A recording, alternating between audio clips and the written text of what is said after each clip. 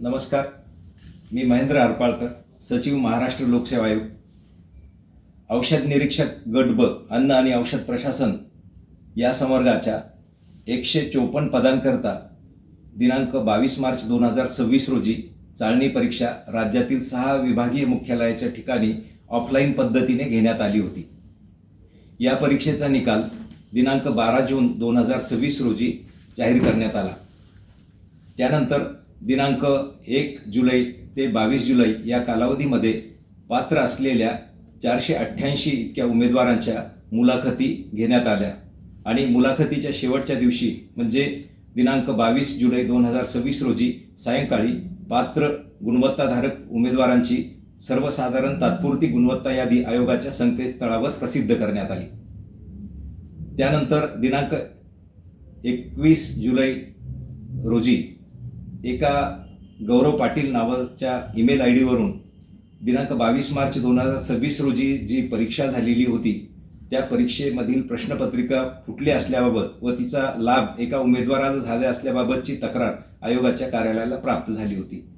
त्या अनुषंगाने सरळ तक्रार मोघम आणि पुरावे नसल्यामुळे त्या तक्रारदाराला ईमेलद्वारे अधिकचे पुरावे सादर करण्यासाठी सूचित करण्यात आले होते.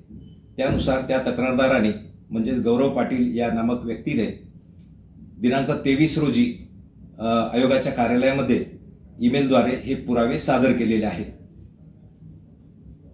या पुराव्याच्या अनुषंगाने त्याची तपासणी चालू असून दिनांक 27 म्हणजे आज रोजी 27 जुलै रोजी तक्रारदार व त्यांनी ज्यांच्याबद्दल लाभ झाला आहे असं नमूद केलं होतं असे उमेदवार या दोघांनाही आयोगाच्या कार्यालयामध्ये त्यांच्या तक्रारी संदर्भात विचारपूस करण्यासाठी बोलवण्यात आलं होतं.